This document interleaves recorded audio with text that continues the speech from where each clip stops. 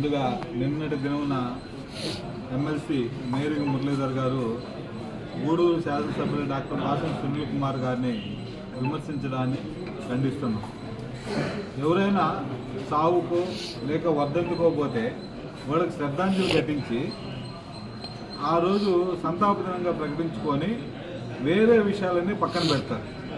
కానీ వైఎస్ఆర్సీపీలో ఉన్న గొప్ప సాంప్రదాయం ఏంటంటే తండ్రి శవం ఆడుంటే తాను సీఎం కావాలని సంతక సేకరణ చేసుకున్నట్టు ఘనత వాళ్ళ అధినేత.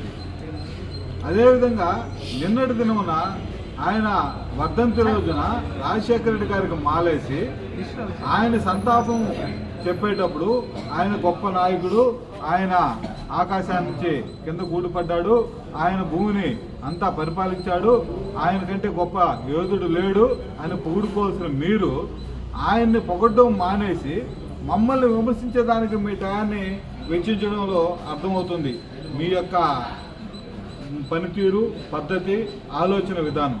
ఎందుకంటే కింద నుంచి పైదాకా ఒకటే ఆలోచన విధానం ఉన్నటువంటి నాయకులు మీరు. మీకు ఒకటే చెప్తున్నాం, మీకు గత 5 సంవత్సరాలు పాలన ఇచ్చారు ప్రజలు. గూడూరు నియోజకవర్గాన్ని మీ చేతిలో పెట్టారు, ఈ రాష్ట్రాన్ని మీ చేతిలో పెట్టారు. మీకు 151 సీట్ వచ్చిందని కింద మీద నిలవకుండా మీ ఎగిరి పడ్డారు. ప్రతి తెలుగుదేశం కార్యకర్తని రాసి రంపాన పెట్టారు. అధికారుల్ని అన్ని అవినీతుల్లో ఇరికిచ్చారు. ఎక్కడ ఏది దొరికితే దాన్ని దోచుకున్నారు. మీకు ఆలోచన పోలా. పెద్దలు సామెత చెప్పినట్టు పచ్చ కామర్లోడికి లోకమంతా పచ్చగా కనపడుతుంది. కాబట్టి మీరు అవినీతికి మారిపోయారు, అవినీతికి అడ్డా. కాబట్టి ఈరోజు మేము కూడా మీకు అట్టే కనపడుతున్నాం. సునీల్ కుమార్ గారిని విమర్శించే ముందు మీరు ఒక్కటి ఆలోచించాలా.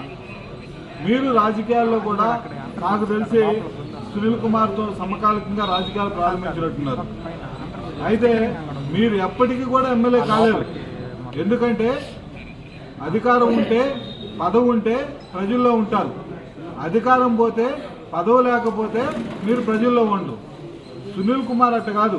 1995లో మున్సిపల్ చైర్మన్ అయిన తర్వాత 2000తో పదవీ కాలం పూర్తయిన తర్వాత కూడా ఆ రోజు నుంచి 2014 ఎమ్మెల్యే వరకు కూడా కంటిన్యూగా ప్రజలతో మమేకమై ఏ పార్టీలో పోటీ చేసినా, ఏ పార్టీలో ఉన్న ప్రత్యక్ష రాజకీయాల్లో ప్రజలతో సత్సంబంధాలతోనే తిరిగాడు. కాబట్టి ప్రజలు ఆయన్ని గుర్తించారు.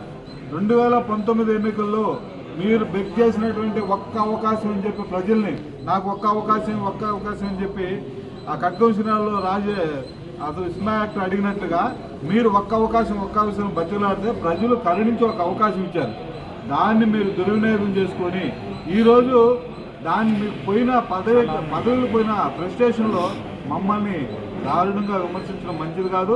ఇంకొకసారి మా ఎమ్మెల్యే గారు కానీ విమర్శిస్తే మీకు మంచి పద్ధతి కాదు. ఇకపోతే మాకు ఎంపీలో 26,000 ఓట్ల మెజారిటీతో గెలిచామని చెప్పి గొప్పలు చెప్పుకుంటున్నారు. నువ్వేమైనావు 20,000 చిల్లర ఓటుతో ఓడిపోయావు. నేను 2019లో 46,000 చిల్లర ఓటుతో ఓడిపోతే ఈరోజు ఆ 46,000 చిల్లర బ్రేక్ చేసి 20,000 చిల్లర మెజారిటీతో మేము గెలిచాం. అంటే మీ స్థాయి ఎక్కడి నుంచి ఎక్కడికి పడిపోయిందో మీరు ఒక్కసారి ఆలోచించుకోవాలా. ఇక్కడ ఒక 2 ఎమ్మెల్సీలు, ఒక రాష్ట్ర బోర్డు చైర్మన్లు, అదేవిధంగా ఒక ఎమ్మెల్యే, ఇంతమంది ఉండి కూడా మీరు ఓడిపోయిన దానికి కారణం ఏంటో అది ఎత్తుక్కోండి. మీరు చేసిన తప్పులేంది, మేము చేసిన తప్పులు పునరావృతం కాకుండా మేము ఎట్టుండాలా అనేదాన్ని మీరు ఆలోచించుకోండి. అంతేగాని సావు కాడ, వర్ధంతుల కాడ తెలుగుదేశం పార్టీ విమర్శించే నీచ సంస్కృతిని మానండి. తెలుగుదేశం పార్టీ జోలికి రావద్దు. వస్తే దానికి తగిన మూల్యం మీరు చెల్లిస్తారని చెప్పి సందర్భంగా తెలియజేస్తున్నాం. వైఎస్ఆర్ వర్ధంతి రోజున మేరీ మురళి, వాసం సునీల్ కుమార్ని విమర్శించడం జరిగింది. కనీసం 3 నెలలు కూడా ఓపిక పట్టలేక ఎందుకు అంత బాధ అసలు అర్థం కావడం లేదు. మీ ఇప్పుడు వైఎస్ఆర్సీపీ భూస్థాపితం అయిపోయిందన్న దానికి మీరు అంత బాధపడిపోతున్నారే. కొడాలి నాని, రోజా, అంబటి రాంబాబు వాళ్ళందరూ మాట్లాడిన మాటల కంటే మా సునీల్ కుమార్ ఏమీ ఎక్కువ మాట్లాడాల. కొంచెం ఆలోచించుకొని మనం ఏం మాట్లాడుతున్నామో ఆలోచించుకొని మాట్లాడితే బాగుంటుంది అని తెలియజేస్తా ఉన్నాము. అదేవిధంగా నువ్వు గతంలో తెలుగుదేశం పార్టీలో కూడా కాంగ్రెస్ పార్టీలో ఉన్నావు. కాంగ్రెస్ పార్టీలో నుంచి పాపకన్నోళ్ళతో కూడా తెలుగుదేశంలోకి వచ్చావు, జడ్పీటీసీ పదవులు అనుభవించావు, తర్వాత వైఎస్ఆర్సీపీలో పోయినావు. మాట్లాడితే ఏదో తల్లిపాలు రొమ్ము గుద్దారు. అసలు ఎందుకయ్యా నువ్వు ఎలక్షన్కి ముందు నుంచి ఆ మాటలు మాట్లాడావు, దానివల్ల నీకేమైనా ఉపయోగం జరిగిందా? నీకేమైనా ఉపయోగం జరిగి నువ్వేమైనా గెలుచుంటే అబ్బా ఆయన ఏదో తల్లిపాలు ఏదో అన్నం పెట్టిన పార్టీని ఏదో చేశాడు అందువల్ల ఆయన ఓడిపోయినాడని చెప్పుకునే దానికి కూడా లేదా? అసలు ఇప్పుడు ఎంత మెజారిటీ 20,000 మెజారిటీ అంటే ఇక్కడ అసలు మాట్లాడకూడదు. అసలు ఏదైనా మాట్లాడే ముందు ఓపికగా ఉండాలా. ముందు చంద్రబాబు నాయుడు గారు ఏమి చేస్తున్నాడు, సునీల్ కుమార్ గారు ఏది చేసినా ప్రజా సంక్షేమం కొరకే చేస్తాం. ఎవరికైనా మట్టి తోలుకున్నా, ఇసుక తోలుకున్నా, ఇంకేదైనా పని చేసినా కూడా ప్రజా సంక్షేమం కొట్టాం. ఆంధ్రలో కొండంతా తోలిపారినారే, అప్పుడు తెలీదా నీకు ఎవరు మట్టి తోలుకుంటుండేది, ఎవరు ఏం చేస్తుండేది? అప్పుడేం మాట్లాడలేదు. అప్పుడంతా నువ్వు కూడా వైసీపీలో ఉన్నావు కదా. ఆ రోజు మేమే కదా రోడ్లోనే పోతున్నాయని మేము అడిగింది. ఈరోజు అంత ఓపిక పట్టలేని పరిస్థితుల్లో ఉండడం కరెక్ట్ కాదు. ఊరికేనే మాటకు ముందు పార్టీలు మారారనేది ఇవన్నీ కూడా అవాకులు చవాకులు మాట్లాడకుండా ఉంటే నీకు మంచిదని చెప్పని తెలియజేసుకుంటున్నాను. రాజశేఖర రెడ్డి గారి వర్ధంతి రోజున ఎమ్మెల్సీ మేరీకి మురళి గారు మా ఎమ్మెల్యే గురించి మాట్లాడుతున్నారు. మీరు లోకల్ అంటారు. లోకల్ కాబట్టే 1995లో ఆయన చైర్మన్గా ఎన్నుకున్నారు ప్రజలు. అదేవిధంగా లోకల్ కాబట్టే 2000 మళ్ళా ఆయన సత్యమణి సంగమని కౌన్సిలర్గా కూడా ఎన్నుకున్నారు.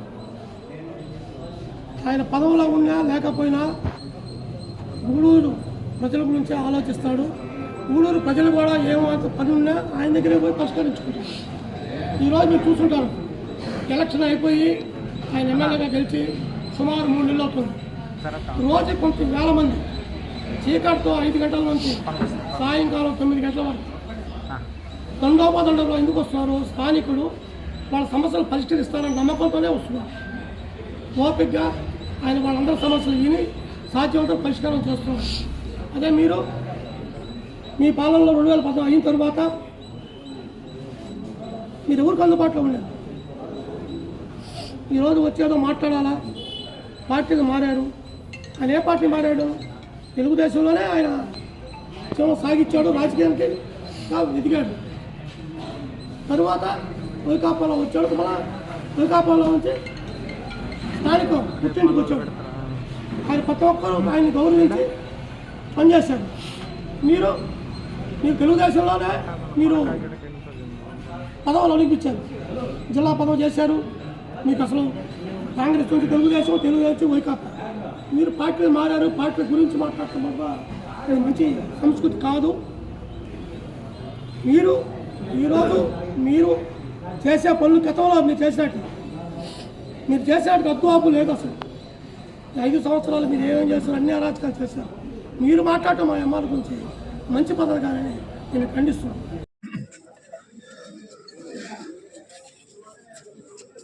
ఈ పత్రికా సమావేశం ముఖ్యంగా నిన్నగాక ముందు రోజు మన ఎమ్మెల్సీ మేరీకి మురళి గారు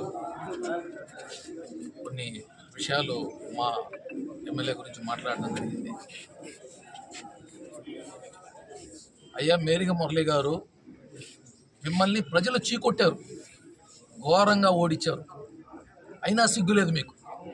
అప్పుడే ఏవో జరిగిపోయినట్టు, ఏదో ఈ పార్టీ ఏదో వ్యతిరేకత వచ్చేసినట్టు ఎందుకు ఇవన్నీ? మీరేం చేశారండి? మీరు చేసింది ఏందో మీకు తెలీదా? మీరు మీ తప్పులు 100 పెట్టుకొని మా ఎమ్మెల్యే గురించి మాట్లాడతారా మీరా? నిన్ను గెలిపించాలని నెత్తిన పెట్టుకున్న చాలామంది నాయకులు ఈ నియోజకవర్గంలో కుక్కల్లాగా మా ఇంటి చుట్టూరు తిరుగుతున్నారు. ఎమ్మెల్యే గారి ఇంటి చుట్టూరు, మా ఇంటి చుట్టూరు ఈ పార్టీలోకి వస్తామని. ఎందుక? మిమ్మల్ని నమ్ముకోలేక, మీ నాయకుడిని నమ్ముకోలేక. అది గుర్తుపెట్టుకోండి. మొదట మీ సహచర నాయకులంతా మా జిల్లాలు చెప్పినట్టు ప్రతి ఒక్కరూ చంద్రబాబు చుట్టూరు, లోకేష్ చుట్టూరు తిరుగుతున్నారు. మీ పార్టీ పరిస్థితి అది తెలుసుకోకుండా నువ్వు సునీల్ కుమార్ని విమర్శిస్తావు. నువ్వా? నీకంత స్థాయి ఉందా అసలు? సునీల్ కుమార్ అంటే ఏమనుకున్నావు? విద్యార్థి స్థాయి నుంచి నాయకుడిగా ఎదిగినోడు, ఏమీ తెలియనప్పుడు చిన్న పిల్లోడుగా ఉన్నప్పుడు మున్సిపాలిటీ చైర్మన్ అయిన వ్యక్తి, ఆ మున్సిపాలిటీ చైర్మన్ కాడి నుంచి అంచెలంచెలుగా ఎదిగి కష్టపడి ఈరోజు ఎమ్మెల్యే స్థాయికి వచ్చాడు. ఆయన ఎమ్మెల్యే స్థాయి మార్చాడు, పార్టీ మార్చారన్నారు కదా. ఆయన మీ పార్టీలోకి వచ్చి ఇమ్మడలేకపోయాడు, బయట వచ్చాడు. దరిదాపుల్లో 2400 కోట్లు ఈ నియోజకవర్గానికి తెచ్చి విపరీతమైన అభివృద్ధి చేశాడు. ఏ నియోజకవర్గం చేయనంత అభివృద్ధి ఆడ చేశాడు. నీకు అది తెలుసా అని అడుగుతున్నాను. అసలు ఏ రోజైనా మీరు ప్రజల్లో ఉన్నారా అని అడుగుతున్నాను. అసలు మీ నాయకుడికి నీ మీద నమ్మకం ఉందా అని అడుగుతున్నాను. మీ నాయకుడు నీ మీద నమ్మకం ఉంటే ఇంతకుముందు నిన్ను ఇన్ఛార్జిగా పెట్టి ఈరోజు పోయినసారి నీకు టికెట్ ఇలా, ఈసారి టికెట్ లాస్ట్ దాకా నీకు టికెట్ ఇలా, విధి లేని పరిస్థితుల్లో నీకు టికెట్ ఇచ్చారు. అది నీ పరిస్థితి. నీ పరిస్థితి నువ్వు తెలుసుకోకుండా అవతల వాళ్ళ మీద నిందలు వేయడం ఎంతవరకు న్యాయం? ఏమంటావు నువ్వు? మా నాయకుడు దోచేస్తున్నా, దోచేసింది దాచేసుకుంది అంతా మీ నాయకులే. నీకు తెలియందా? ఈ కోటలోనే మీరు బయటంతా బళ్ళ ఏం జరిగిందో ఈ కోటలో చెప్తాను నేను. వాకాడు దగ్గర బ్యారేజ్ దగ్గర ఇసుక మొత్తం లోడేశారు. 1000 టన్నుల్లో పర్మిషన్ తెచ్చుకొని 1,00,000 టన్నుల్లో తినేయన్నారు. కాశీపురం దగ్గర 1000 టన్నుల్లో పర్మిషన్ తెచ్చుకొని 1,00,000 టన్నుల్లో తినేయన్నారు. మెట్టుకాడ 1000 టన్నుల్లో పర్మిషన్ తెచ్చుకొని 1,00,000 టన్నుల్లో తినేసారు. ఇదంతా ఎవరు దాచుకుని ఎక్కడికి పోయిందో మీకు తెలీదా? నువ్వేం అమాయకుడు కాదు, నీకు తెలుసు ఇది ఏడ దాకపోయిందో కూడా. అదేవిధంగా సిలికా మొత్తం ఉండే అందరూ నాయకులు, మీ నాయకులు వాళ్ళ కడుపు కొట్టి అక్కడ పనిచేసే వాళ్ళు, అక్కడ ఉండేవాళ్ళు వాళ్ళందరి కుటుంబాలు నాశనమైనా పర్వాలేదని తీసుకుపోయి ఒక్క సింగిల్ పాయింట్ అని వాళ్ళ దగ్గర మినిమం తక్కువని కోట్లు, నెలకి అన్ని కోట్లు పంపిస్తున్నారు జగన్మోహన్ రెడ్డికి. మీకు తెలీదా? అంటే దాచుకుంది మేమా? నువ్వా మేమా? అది కూడా తెలియదు.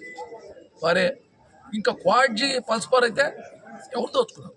మీరు దోచుకున్నారు, మేము దోచుకున్నాం. ఇన్ని పెట్టుకొని నువ్వు మా నాయకుడు అంటావేందా? మా నాయకుడు వచ్చిన తర్వాత ఒక లారీ ఏడైనా కనిపించింది ఇసుక నెత్తినంత? ఎవరినైనా చెప్పను. మీ ప్రభుత్వంలో ఎక్కడి నుంచి రోజు 200 లారీలు ఏ రీచ్లో నుంచి ఎత్తలేదో చెప్పానండి. నీకు కావాలంటే ఈరోజు ఫోటోలు పంపిస్తా, చూసుకో. నువ్వు కావాలంటే ఛాలెంజ్ బయటరా, మన ఇద్దరం కూర్చొని మాట్లాడదాం. ఛాలెంజ్ మా వాళ్ళంతా కూర్చుంటారు, నువ్వు కూర్చో, అప్పుడు తెలుసుకుందాం మీరు చేశారా అవినీతి, మేము చేసాం అనేది. మా నాయకుడు వచ్చిన రోజు నుంచి ఒకే మాట, మా పార్టీ లీడర్లు అయినా సరే కేసు బుక్ చేసి స్టేషన్ కాడ పెట్టమన్నాడు. నువ్వు రా, కోట స్టేషన్లో చూడు, వాకాట్ స్టేషన్లో చూసు ఎన్ని ట్రాక్టర్లు ఆడ సీజ్ చేయబడి ఉన్నాయో. నీకు తెలుసా అయ్యా? నీకు తెలియకుండా ఎట్ట మాట్లాడతావా? నువ్వు ఇట్ట మాట్లాడితే సునీల్ కుమారు క్రమశిక్షణ కలిగా నాయకుడు, మా నాయకుడు. నువ్వు అనుకున్నావు అలా. సునీల్ కుమార్ తెలుగుదేశం పార్టీ నాయకుడు ఒక్కడే కాదు, తెలుగుదేశం ప్రతి నాయకుడు సునీల్ కుమార్ అభిమాని. అది గుర్తుపెట్టుకో. మొదట నువ్వు ఈరోజు సునీల్ కుమార్ని నువ్వు ఏమన్నా అంటే, సునీల్ కుమారు ఒక సైగ చేస్తే నిన్ను ఒక్క ఊర్లో కూడా ఏ ఊరికి వచ్చినా తరిగి కొడతాం. అది మర్చిపోబాక నువ్వు. ఇది నేను పత్రికాముఖంగా నేను హెచ్చరిస్తున్నాను. ఇది గుర్తుపెట్టుకొని రేపు మాట్లాడేటప్పుడు నువ్వేమంటావు? క్రేజా? జగన్మోహన్ రెడ్డి క్రేజ్ ఉందా? ఇప్పుడు ఈ 3 నెలల్లో 2-3 సార్లు బయట వస్తే ఓయప్ప జనాలు వచ్చారని మీ నాయకులే వచ్చారు. అదే మా సునీల్ కుమార్ బయట వస్తే ఎట్లా చూశాను. నువ్వా రా, పోయి గూడూరు పార్టీ ఆఫీస్ కాడ కూర్చొని ఆ కెమెరాలు చూసుకో, జనాలు ఎట్టొస్తారు. ఉదయాన్నే నుంచి సాయం దాకా మా రాధయ్య చెప్పినట్టు తినేదానికి కూడా టైం లేదు. నాయకులు మారు, ఓన్లీ ప్రజలు. అది సునీల్ కుమార్ పరిస్థితి. ఎప్పుడు నిత్యం ప్రజల్లో ఉంటాడు, ప్రజానాయకుడు.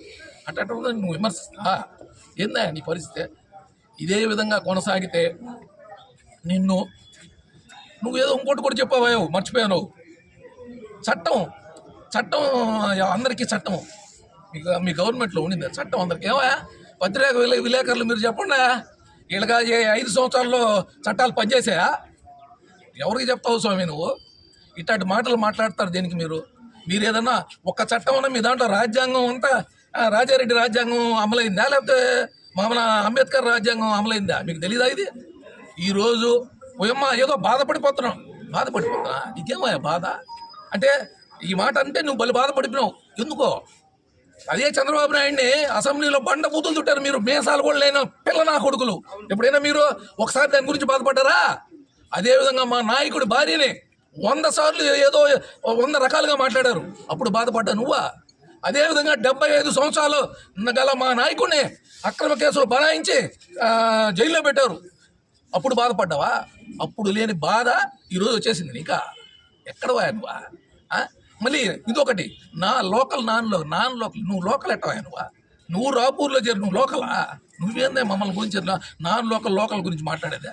సునీల్ కుమార్ అనేవాడు గూడూరులో పుట్టాడు, గూడూరులో పెరిగాడు, గూడూరులో చదివాడు, అశోక్ నగర్లో ఉన్నాడు, 24 గంటల గూడూరు ప్రజల్లోనే ఉన్నాడు. అది లోకల్ అండి. నువ్వు నాన్ లోకల్ మాట్లాడే అర్హత నీకు లేదు, అది గుర్తుపెట్టుకున్నావు. నువ్వు ఏడనో రాపూర్ నుంచి వచ్చాడు పోటీ చేసి నాన్ లోకల్ విషయాలతో ఎత్తబాకను. కాబట్టి నీకు మరొకసారి హెచ్చరిస్తున్నాను, ఇక్కడి నుంచైనా మర్యాదగా ప్రజలకు సమస్యలపై పోరాడు, ఇబ్బందిలే. మా నాయకుడిని ఒక్క మాట అన్నా నిన్ను ఈ నియోజకవర్గంలో ఎక్కడ తిరగలేను. ఖబర్దార్ చెప్తున్నానే నీకు, నువ్వు ఒక్క ఊర్లో కూడా తిరగలేవు. ఇది రాసి పెట్టుకో, నువ్వు రాలేవు ఇక్కడే ఆడికి. కాబట్టి ఇక్కడి నుంచైనా నీ పద్ధతి మార్చుకొని ప్రజలకు సేవ చేసే ప్రజల సమస్యల మీద పోరాడు. కాబట్టి ఇది నీకు ఇంకోసారి హెచ్చరికగా చెప్తున్నాను. దయచేసి దాన్ని మైండ్లో పెట్టుకొని మీరు ఇంకా ముందుకు రావాలని కోరుకుంటున్నాను.